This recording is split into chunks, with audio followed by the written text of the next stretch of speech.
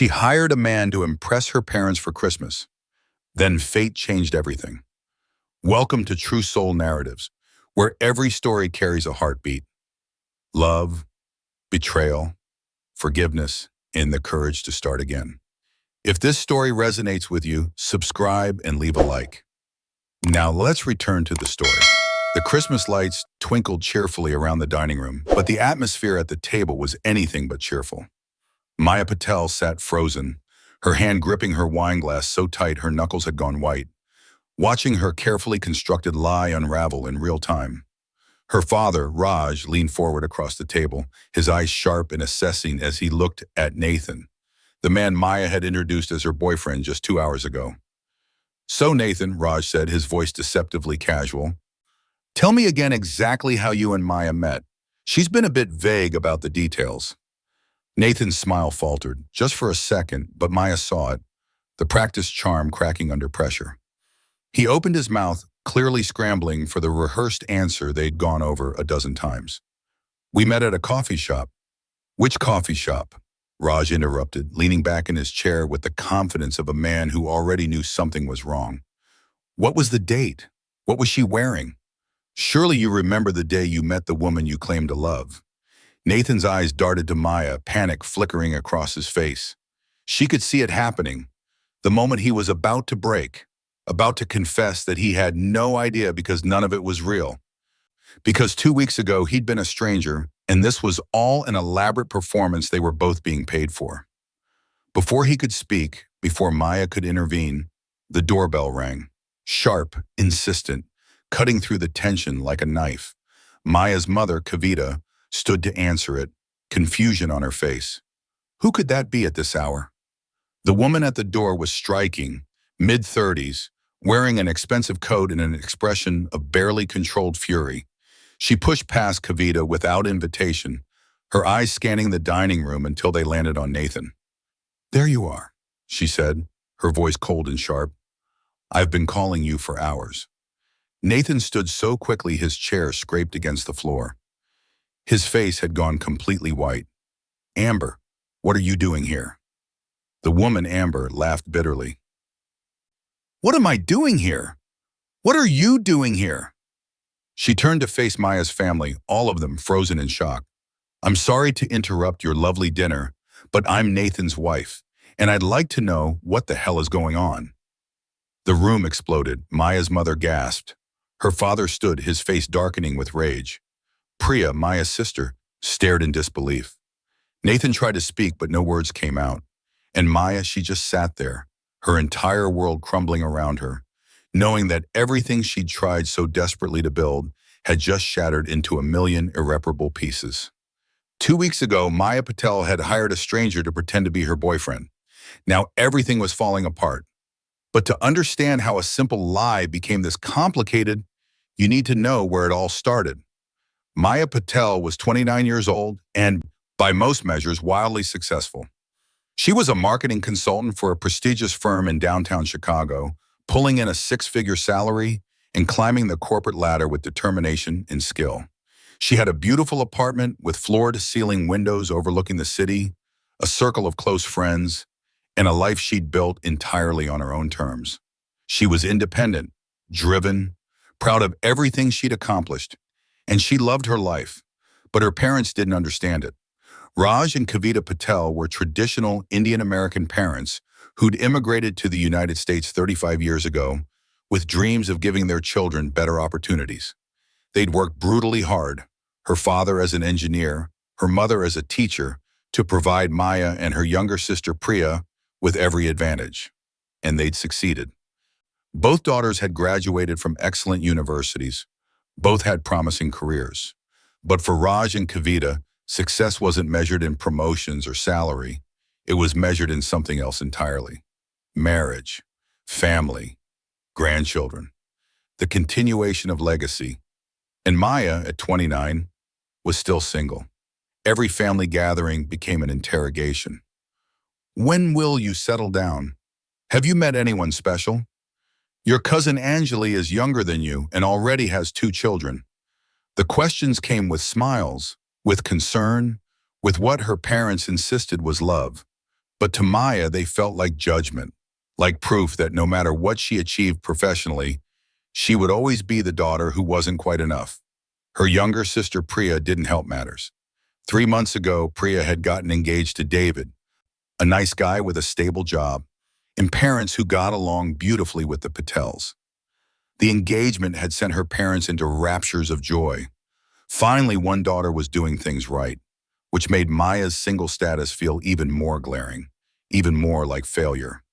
The annual Christmas gathering was approaching, the one where extended family descended on her parents' house, aunts and uncles and cousins filling every room with noise and questions and thinly veiled commentary about Maya's life choices. Last year had been unbearable. This year, with Priya newly engaged and glowing, would be worse. 2 weeks before Christmas, Maya's phone rang. Her mother's name flashed on the screen, and Maya almost didn't answer. But guilt, that old familiar companion, made her pick up. Maya Beta, her mother's voice came through. Warm but tinged with something else. Worry, disappointment. I'm finalizing plans for Christmas Eve. Please tell me you're bringing someone this year. Maya's throat tightened. Mom, I've told you, I'm focused on my career right now. Your father and I just want to see you happy before we're gone, Kavita interrupted. And there it was. The emotional manipulation that made Maya's chest ache even as she recognized it for what it was. We're not getting any younger, Beta. We worry about you being alone. Maya closed her eyes, pressing her fingers to her temple. I'm not alone, Mom. I have friends. I have a life. But no one to share it with. No partner. No future husband. Her mother's voice cracked slightly. Is that really what you want? To grow old by yourself? The call ended with Maya promising to think about it, which they both knew meant nothing. But after she hung up, Maya sat in her apartment staring at nothing, feeling the familiar weight of inadequacy settling on her shoulders. The next day, she met her best friend Jenna at their usual coffee shop. Jenna took one look at Maya's face and ordered her a double espresso. Your mom called. How did you know? You have that look. The I'm disappointing my parents again look. Maya slumped in her chair. Christmas is in 2 weeks. Extended family, Priya and David showing off their engagement. And me, once again, the single dog who can't get her life together. Your life is together, Jenna said firmly. You're killing it at work. You're financially stable. You're happy. But I can't show up alone again, Maya interrupted, her voice breaking slightly. I can't be the family disappointment one more year. I can't sit through another dinner listening to my aunts ask what's wrong with me, why I can't find a nice boy, whether I'm too picky or too career-focused or just fundamentally unlovable. Jenna was quiet for a moment, then said, half joking, just hire someone, like in the movies. Maya laughed. It was absurd, ridiculous. The kind of thing that only happened in romantic comedies, not real life.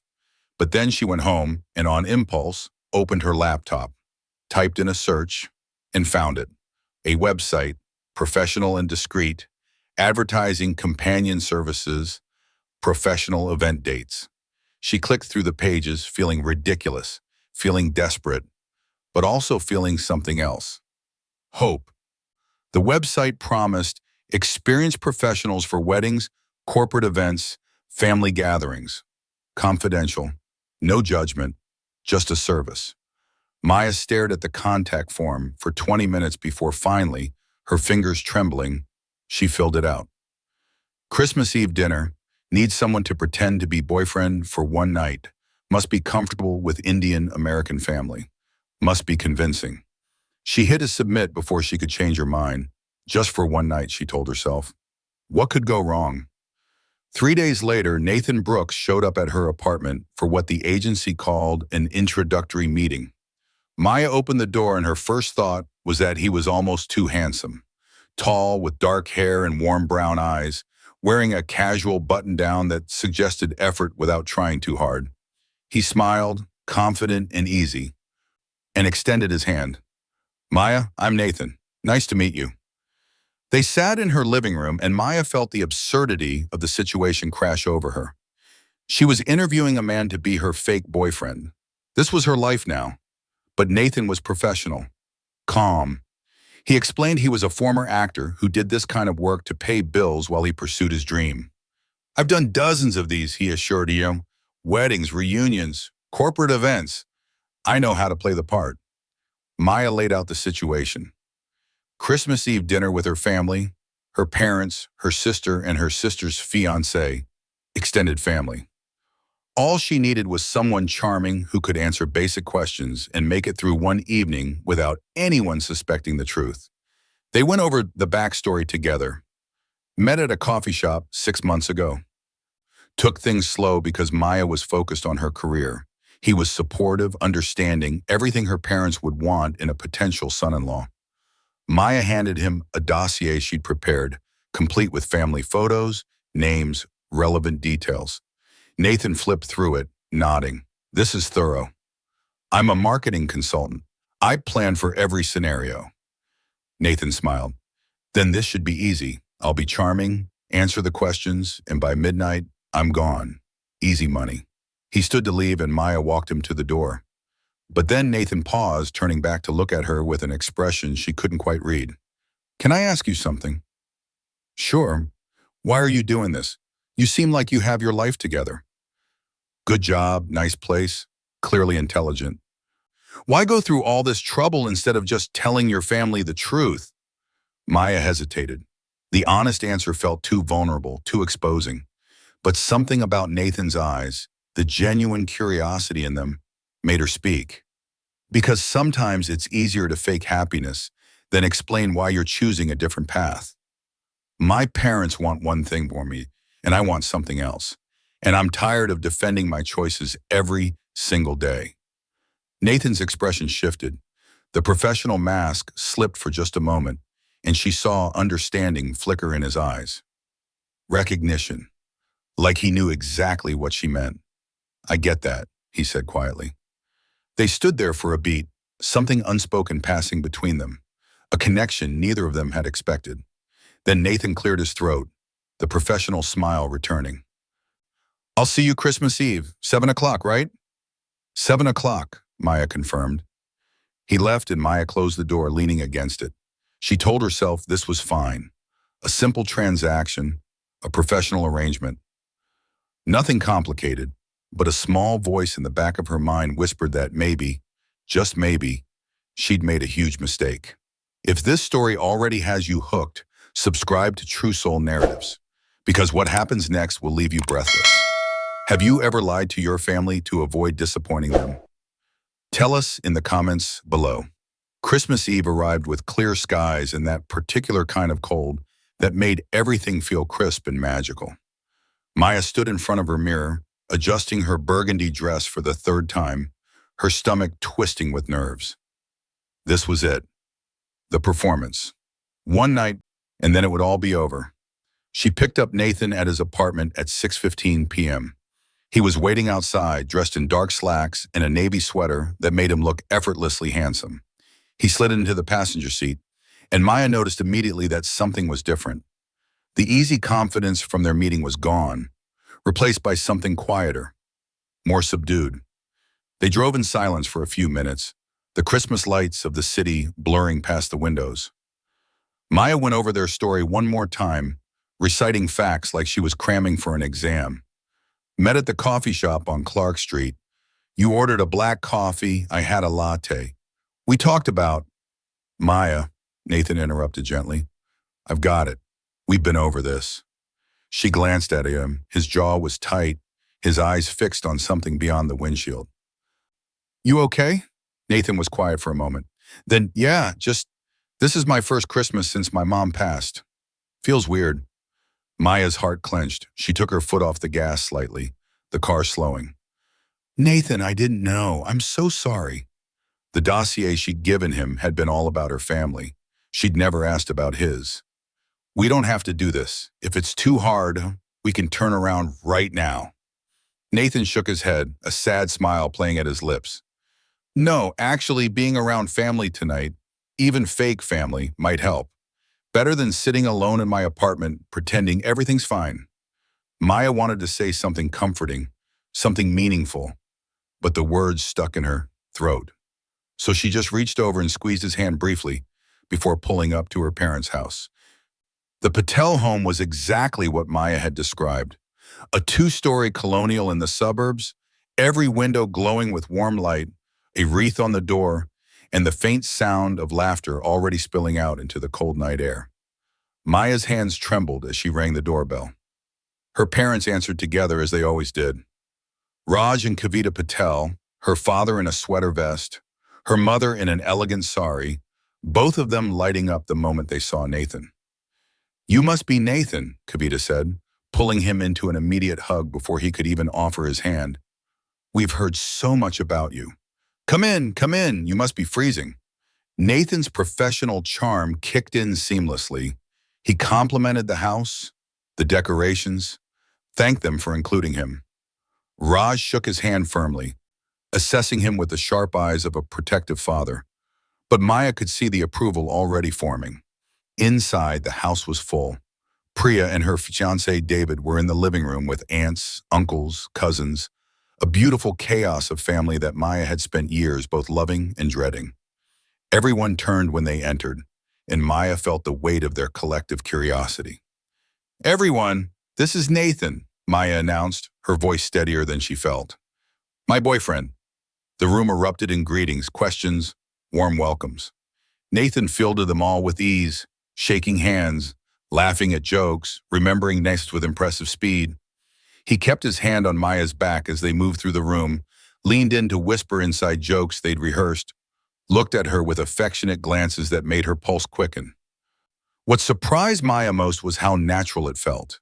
She'd expected awkwardness, the strain of maintaining a lie. But Nathan moved through her family like he belonged there, and she found herself relaxing into the role, into the fiction they were creating together. Dinner was served at the massive dining table that had been extended to fit everyone. The food was a beautiful blend of her mother's traditional cooking and American holiday staples, dishes that represented the blend of cultures Maya had grown up navigating. Nathan sat beside her, asking genuine questions about family traditions, listening intently to her uncle's long story about immigrating to America, complimenting her mother's cooking in a way that made Kavita beam. Then someone asked Nathan about his own family traditions. Maya tensed, remembering what he'd said in the car. But Nathan didn't deflect. Instead, he took a breath and shared a true story about his mother's Christmas traditions, how she'd always made homemade ornaments with him as a kid, how the tree was never complete until the last ornament, a crooked star he'd made in first grade, was placed on top. His voice caught slightly when he mentioned that this was his first Christmas without her.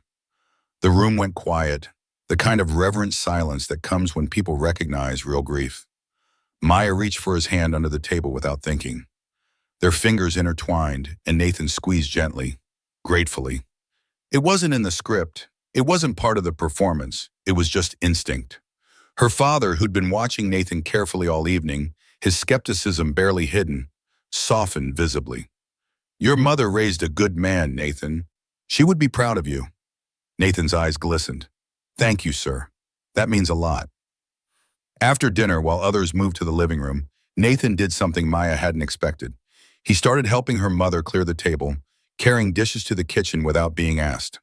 Maya watched from the doorway as Nathan and Kavita worked side by side, her mother chatting easily, Nathan responding with genuine warmth. "6 months ago," Kavita was saying, "Maya's grandmother passed. Her nani. They were very close. Maya took it harder than anyone." Nathan glanced toward the doorway where Maya stood, understanding dawning in his eyes. That wasn't in the dossier. She hadn't told him. Later, he found her on the back porch, escaping the noise for a moment of cold air and quiet. "Your mom told me about your grandmother." Maya wrapped her arms around herself, the December wind cutting through her dress. "I should have mentioned it. Why didn't you?" Maya's throat tightened. She tried to hold it together, tried to maintain the composure she'd perfected over years of family gatherings.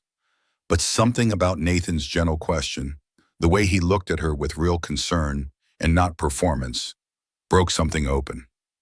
"Because Nani was the only one who never judged me," Maya said, her voice cracking. "Who said it was okay to want different things than what everyone expected. Who told me I didn't have to choose between being a good Indian daughter and being myself. Tears streamed down her face now, hot against the cold air. And when she died, I lost the only person who really saw me. Nathan didn't hesitate. He pulled her into his arms, holding her while she cried into his sweater, his hand rubbing gentle circles on her back. "I'm so sorry," he whispered. "I'm so sorry you lost her." They stood like that for a long time, Maya crying and Nathan holding her. And somewhere in the back of Maya's mind, a thought crystallized with startling clarity. This isn't acting anymore. When they went back inside, the family had moved on to games. Charades, that timeless holiday tradition that brought out everyone's competitive streak. Maya and Nathan ended up on the same team, and to her surprise, they were good together. He'd act out clues with exaggerated gestures that made her laugh, and she'd guess correctly, shouting answers while he pointed enthusiastically. They won 3 rounds in a row, high-fiving and celebrating with genuine joy. Priya pulled Maya aside during a break, her eyes sparkling with excitement. "Oh my God, Maya, he's perfect for you." Maya's stomach dropped. "Priya, no, seriously, I've never seen you this happy. The way he looks at you, the way you laugh with him. This is real. This is what love looks like." Guilt crashed over Maya like a wave. Priya didn't know. None of them knew. They were all buying the lie, falling in love with the fiction, and Maya was the architect of it all. "It's not that simple," she tried to say. "Of course it is," Priya said, squeezing her hand. "You found someone who gets you. Don't overthink it." Maya found Nathan later, pulled him toward the empty hallway. She needed to talk to him, needed to figure out what was happening between performance and reality. But before she could speak, her father's voice called everyone to the living room. They gathered, confusion and curiosity on everyone's faces. Raj stood in the center, his expression softer than Maya had seen in years.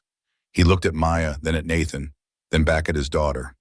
"I want to say something," Raj began, his voice thick with emotion. "For years I've worried about Maya, worried she was too focused on work, too independent, that she'd end up alone." He paused, clearing his throat. "But seeing her tonight with Nathan, I realize she already has everything she needs. She has love." Maya's heart started racing. "No, no, no, no." Raj reached into his pocket and pulled out a small velvet box. Maya recognized it immediately. Her grandmother's engagement ring.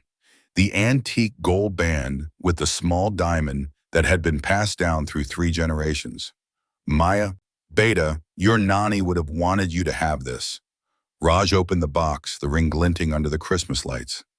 Then he did something Maya never expected. He walked over and handed the box not to Maya, but to Nathan. "For when you're ready." The room erupted in excited chatter, cousins squealing, aunts dabbing at their eyes, Priya hugging David with delight. But Maya couldn't hear any of it over the roaring in her ears. Nathan's face had gone completely pale. He stared at the ring in his hands like it might explode. Maya's heart hammered against her ribs. Panic and guilt and something else, something dangerously close to longing, all warring inside of her. This had gone too far. This had gone so far beyond what she'd planned, and Maya realized with sinking dread that there was no way this ended well. No way to walk back from this without destroying everything. Nathan's eyes met hers across the room, and in them, Maya saw her own fear reflected back. They'd crossed a line they couldn't uncross, and neither of them knew what came next. Before anyone could react to Raj's grand gesture, before Nathan could figure out what to say about the engagement ring burning a hole in his palm, the doorbell rang. Sharp, insistent, wrong. Maya's body went cold. Something about that knock felt like doom arriving on her doorstep. She moved toward the door on autopilot, her family still chattering excitedly behind her, oblivious to the dread pooling in her stomach. She opened the door and her worst fears materialized. A woman stood there, mid-30s, striking and polished in an expensive wool coat, her dark hair whipping in the winter wind. But it was her expression that stopped Maya's heart. Fury, pure, barely controlled fury. "I'm looking for Nathan Brooks," the woman said, her voice sharp as glass. "His car is in your driveway." Maya's stomach dropped through the floor. "Who are you?" The woman didn't wait for an invitation. She pushed past Maya into the warm house, her eyes scanning the crowded living room until they landed on Nathan.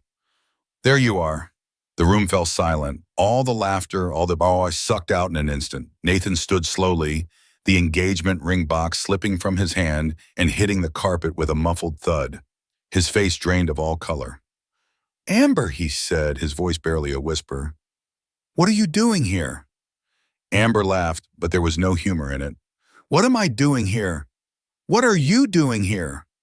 She turned to face Maya's family, all of them frozen in confusion and growing alarm. I'm his wife, and I'd like to know what the hell is going on. Maya's world tilted sideways. Wife.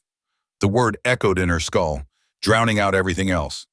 She looked at Nathan, waiting for him to deny it, to explain, to make it make sense. Her father stood, his earlier warmth evaporating into something cold and dangerous. Someone needs to explain what's happening. Right now. Nathan stepped forward, his hands raised in a placating gesture. Amber, it's not what it looks like. Not what it looks like, Amber's voice rose, trembling with rage. You missed your daughter's Christmas recital for this? Lily was on that stage looking for you in the audience, crying when you weren't there, and you were here playing house with strangers? Daughter, wife. The words kept hitting Maya like physical blows. Her vision blurred at the edges. This wasn't possible. This wasn't part of the plan. You have a daughter? Maya's voice came out small, broken. Amber turned to her, and for the first time, Maya saw not just anger, but pain in the woman's eyes. Did he not mention that? Did he not mention he's an escort? A paid date? She looked around the room at Maya's family, at their shocked faces. That's what he does. He shows up at events, pretends to be someone's boyfriend, takes the money and leaves. Did you all know that? The silence that followed was deafening. Maya felt every eye in the room turn to her. Her mother's face crumbled, tears already forming. Her father's expression shifted from confusion to comprehension to something that looked like betrayal. Priya's hand flew to her mouth. Maya, her mother whispered, her voice breaking. Tell me this isn't true. Maya opened her mouth, but no sound came out. Tears streamed down her face, hot and shameful. She wanted to deny it, to lie again, to do anything but stand there exposed and humiliated in front of everyone she loved.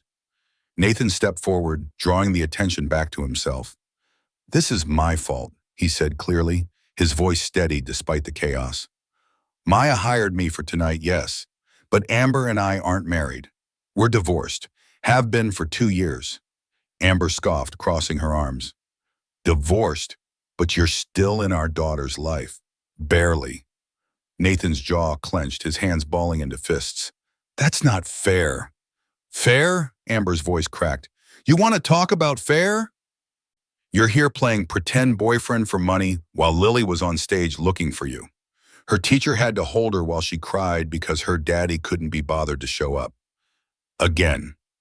The accusation hung in the air, ugly and damning. Nathan's face twisted with pain, and Maya saw something in him break. Not anger, grief.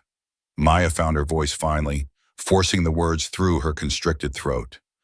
Everyone, I'm sorry. She looked around the room at her family, at the disappointment and shock on every face. This is all my fault. She turned to her parents, tears blurring her vision. I hired Nathan because I couldn't face disappointing you again. Because every family gathering, every phone call, every conversation reminds me that I'm not enough.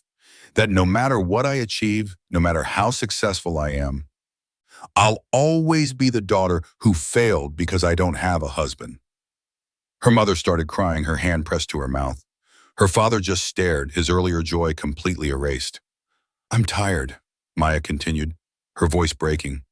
I'm so tired of being the disappointment, of feeling like I have to apologize for choosing my career, for wanting something different than what you wanted for me. So I lied. I hired someone to pretend to love me so that for one night, just one night, I could feel like I was enough. The silence that followed was suffocating. Maya couldn't bear it, couldn't stand there another second under the weight of their judgment and pity. She grabbed her coat from the rack by the door. I should go. She ran, out the door into the cold December night. Snow falling steadily now, blanketing the suburban street in white. Behind her, she heard Nathan calling her name, his footsteps crunching in the snow as he followed. Maya, wait! She spun around in the driveway, snow catching in her hair, Christmas lights from neighboring houses twinkling around them in cruel mockery of the holiday spirit. Don't, just don't. Nathan stopped a few feet away, his breath fogging in the cold air. He wasn't wearing a coat, just that navy sweater, and he was already shivering. I'm sorry, I'm so sorry. You have a daughter, Maya said, the hurt raw in her voice. A wife, ex-wife, whatever. You have a whole life you didn't tell me about. Nathan nodded, running his hand through his hair. Lily, she's 7. Amber got primary custody in the divorce. I see her every other weekend, and it's never enough. I try, Maya, sir. I try so hard to be a good father, but I'm broke. I'm a struggling actor who can barely afford rent, let alone child support and Christmas presents and everything a little girl deserves. His voice broke, and Maya saw tears tracking down his face.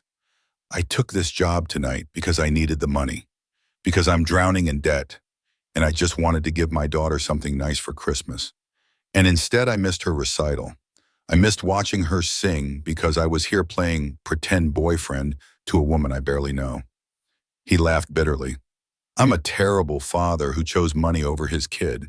What kind of person does that make me? Maya felt her anger deflating, replaced by something else. Recognition, understanding. She saw his pain because it mirrored her own.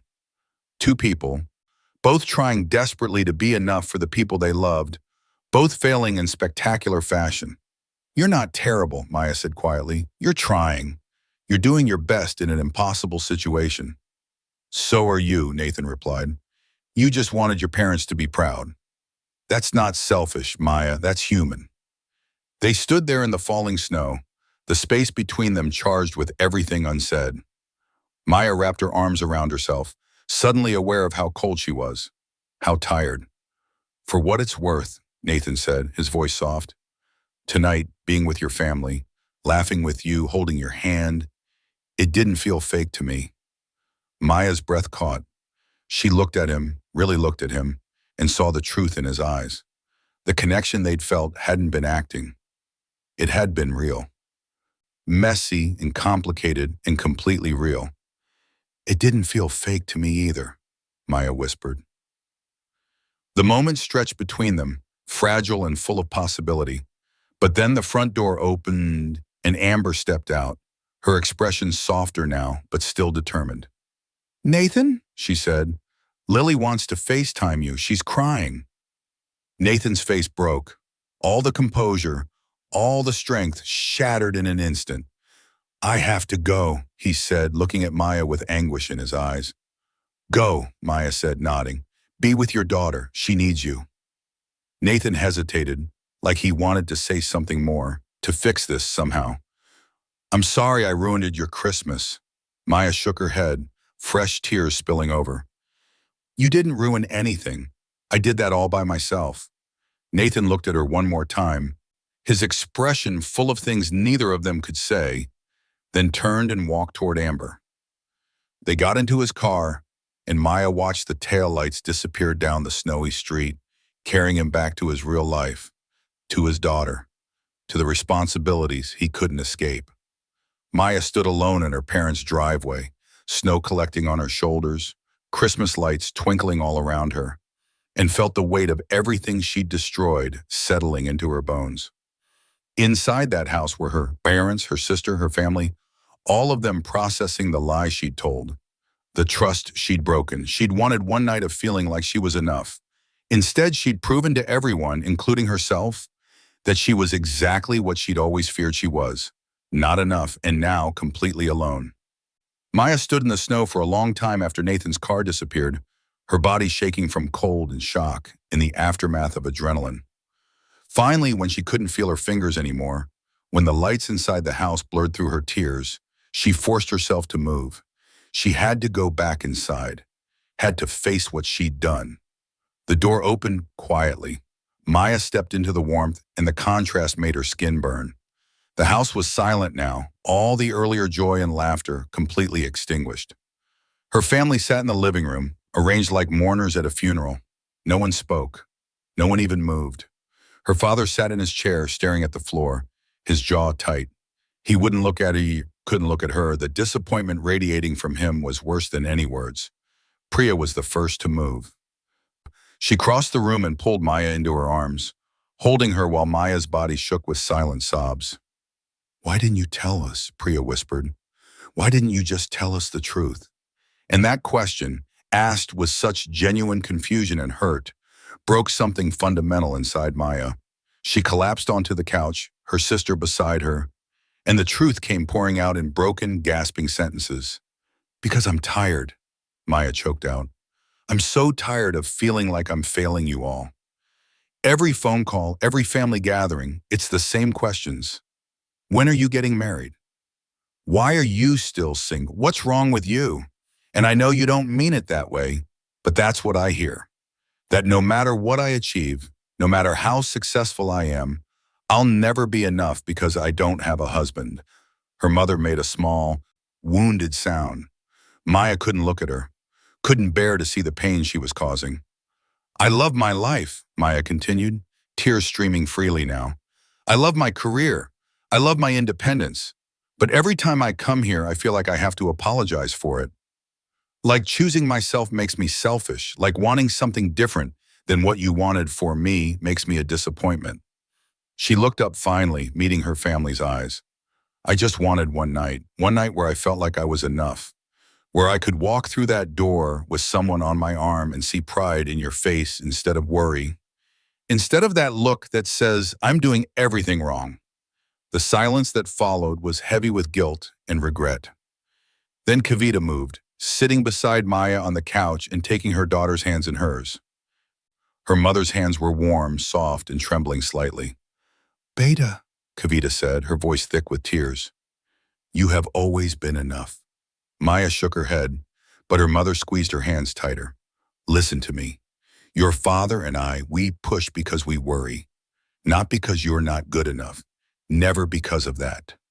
Kavita took a shaky breath, and when she spoke again, her voice was barely above a whisper. "We struggled to have children. For years we tried. The doctor said it might never happen. And when I finally got pregnant with you, it was through a miracle. But even then, it wasn't easy. I almost lost you twice before you were born. Twice, Beta. The doctors prepared us for the worst." Maya stared at her mother, this piece of family history she'd never known settling over her like a weight. "You have always been our miracle," Kavita continued, tears streaming down her face now. "From the moment you took your first breath, you were more than we ever dared to hope for. So when we push, when we ask about marriage and family, it's not because we think you're inadequate. It's because we want you to have what we have. Love, partnership, someone to hold you when we're gone." She cupped Maya's face gently. "Because we won't always be here, Beta. And the thought of you facing this world alone terrifies us." Maya's chest ached. She'd been so focused on feeling judged that she'd never considered it might be fear driving her parents. Not disappointment. Fear. Raj finally spoke, his voice rough with emotion. "I was angry tonight," he said, still not quite looking at Maya. "Not because of the Lou, but because you felt you had to lie to us. Because somewhere along the way, we made you feel like you couldn't just be yourself in this house." He looked up then, and Maya saw tears in her father's eyes for the first time in years. "Have we made you feel so inadequate that you couldn't be honest with us?" Maya nodded, unable to speak. The truth was too painful, too raw. "I'm choosing a different path than you wanted," she managed to say through tears. "Career over family right now, being independent instead of settled, and I know that disappoints you." "It doesn't disappoint me," Raj said firmly, standing and moving toward her. "It terrifies me.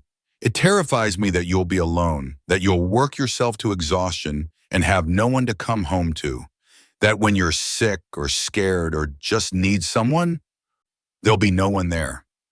He knelt in front of the couch, taking Maya's hands from her mother. "But that's my fear to deal with, Maya, not yours to fix. You shouldn't have to change your entire life to ease your father's anxiety. That's not fair. That's not love. His voice broke. I'm sorry. I'm so sorry we made you feel like you had to be someone else to earn our pride. You've always had it. Always. From the day you were born.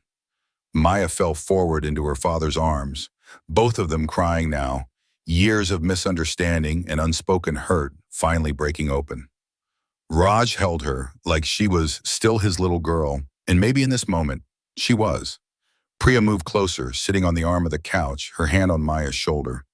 When the tears finally subsided, when Maya could breathe again, Priya spoke softly. For what it's worth, Nathan seemed like a good guy. Maya pulled back, wiping her face. It doesn't matter. The way he looked at you, Priya interrupted gently. The way he talked about his mom, his daughter. The way he held you when you were crying on the porch. That wasn't acting, Maya. I don't care what you paid him. That was real. Maya shook her head, fresh tears threatening. It doesn't matter. I ruined his Christmas. He has bigger priorities than some woman who hired him for a night. He has a daughter who needs him. He has a real life. So do you, Priya said. And maybe your real life and his real life could. She trailed off, leaving the possibility hanging in the air. But Maya couldn't let herself hope. She'd already destroyed enough tonight. Nathan was gone, back to being a father, back to his actual responsibilities. And she was here, surrounded by the wreckage of her lies and the family she'd tried so desperately to impress. The engagement ring still sat on the floor where Nathan had dropped it, her grandmother's ring. Maya picked it up, the gold warm in her palm, and handed it to her father. I'm sorry, she whispered. I'm so sorry for everything. Raj closed her fingers around the ring. Keep it. Not for Nathan, not for anyone else. Keep it as a reminder that you are loved, exactly as you are. And when you're ready, when you find someone real, someone who deserves you, it'll be waiting. Maya clutched the ring to her chest and then let herself be held by her family, surrounded by the people who'd always loved her, even when she couldn't see it. The Christmas she'd tried so hard to manufacture was ruined, but somehow in the ashes of her carefully constructed lie, something true had emerged: understanding, forgiveness, and maybe, just maybe, the beginning of healing. 2 days after Christmas, Maya sat in her apartment, staring at nothing. The place felt emptier than usual, quieter. She'd taken the day off work, unable to face the cheerful post-holiday chatter of her colleagues. Her phone sat on the coffee table, silent. She hadn't heard from Nathan, hadn't expected to. Why would she? The knock on her door came at 2:17 p.m., unexpected and hesitant. Maya opened it, and her breath caught. Nathan stood in the hallway looking nervous in a way she'd never seen during their scripted performance. He held a small bouquet of flowers, winter blooms that looked like he'd picked them up from the bodega on the corner. His hair was windswept, his cheeks red from the cold. Before you close the door, Nathan said quickly, I need to say something. Maya's heart hammered in her chest. She gripped the doorframe, steadying herself. Okay. Nathan took a breath. I went to Lily's recital.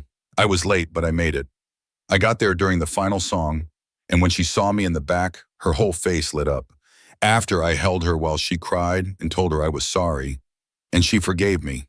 Because that's what kids do when you show up, even late. His eyes glistened with emotion. Amber and I talked afterward, really talked, maybe for the first time since the divorce.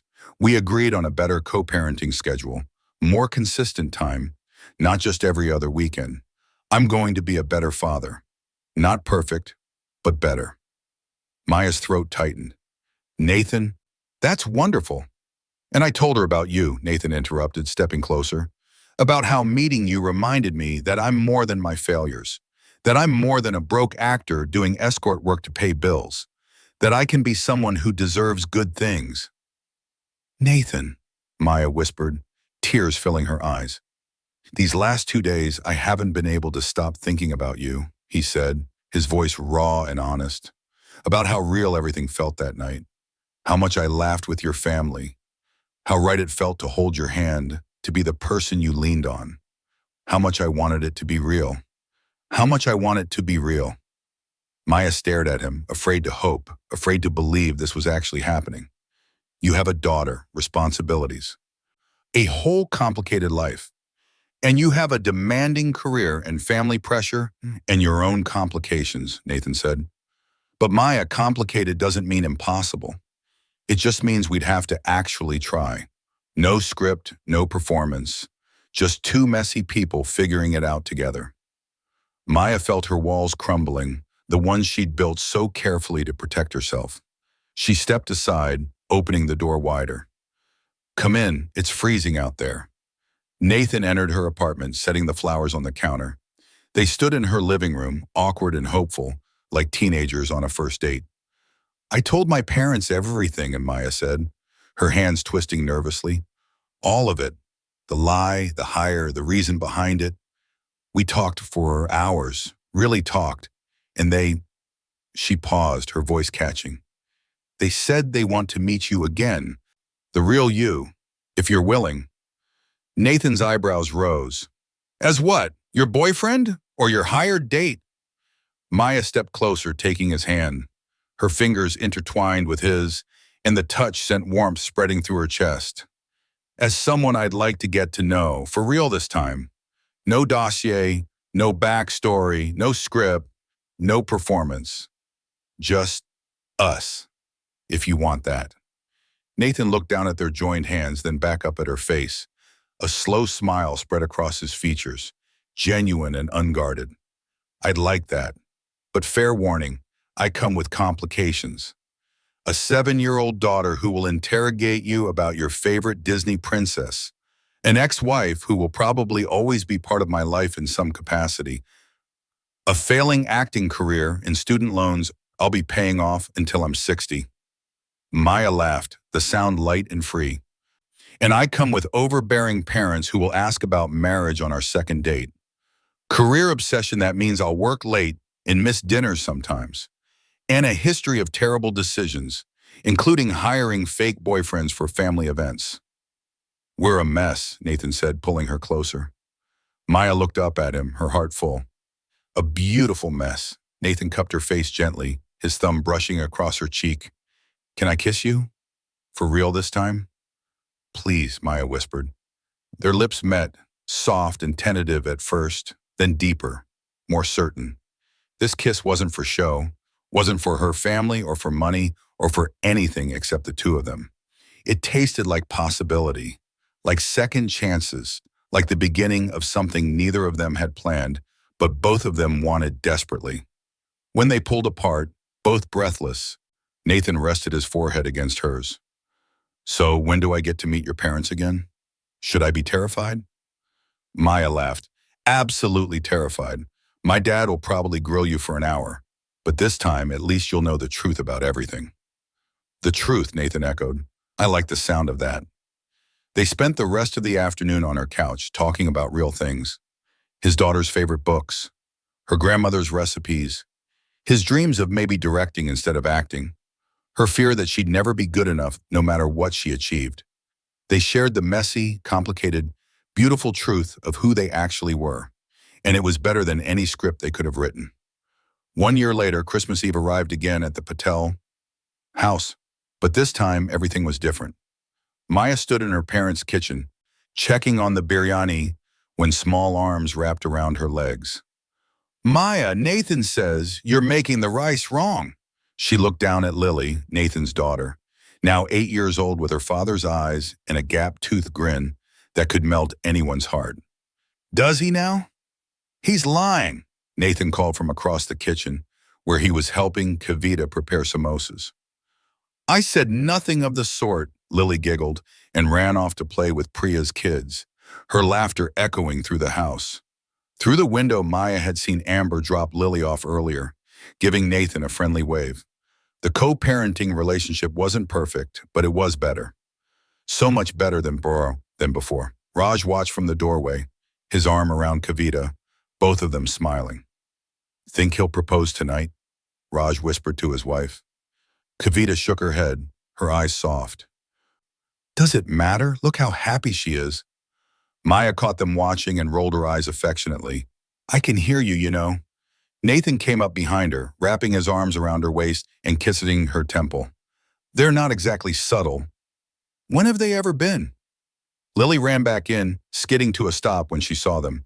"Ew, are you guys being gross again?" Everyone laughed, the sound filling the kitchen with warmth.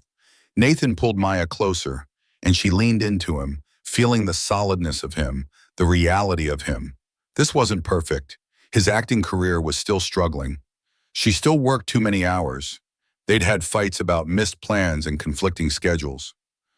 Lily had taken months to warm up to her. Her parents still asked too many questions. But this was real. Messy and complicated and absolutely real. Maya looked around the kitchen at her family, at Nathan helping her mother, at Lily playing with cousins, at her father watching them all with contentment. This, she thought, is what family really looks like. Not perfect, not scripted, just real people choosing to love each other through the mess. And that was more than enough. Sometimes the best things in life start as lies that become truth. Maya hired someone to fake happiness for one night, but found something real instead. Because real love isn't perfect. It doesn't arrive wrapped in a bow with a backstory and a script. It's messy.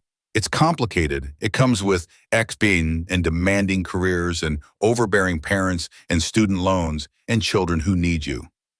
But it's worth every risk, every awkward conversation, every moment of vulnerability. Because when you stop pretending to be what everyone else wants and start being exactly who you are, that's when real love finds you. In a kitchen full of family. In a man who sees your mess and loves you anyway. In a moment that wasn't scripted, but turned out to be exactly what you needed. Have you ever faked something that became real? Or taken a risk that changed your life completely? Maybe you pretended to be confident and became it. Or said yes to something terrifying that led to your greatest joy. Share your story in the comments below. We'd love to hear how pretending led you to something true. Would you ever hire someone to impress your family, or is honesty always the best policy? It's easy to judge Maya's choice, but we've all felt that pressure to be someone we're not. Let us know what you would do in the comments. If this story reminded you that love finds you when you stop pretending, that the messy, complicated truth is always better than the perfect lie, subscribe to True Soul Narratives. We tell stories about real life, real love, and real second chances. The kind of stories that remind you that you're not alone in your struggles, your fears, your hope for something more. Hit that subscribe button and join our family. Because we all deserve stories that feel true. Until next time, remember, you are enough exactly as you are. Stop performing, start living, and trust that the right people will love you for the beautiful mess you actually are.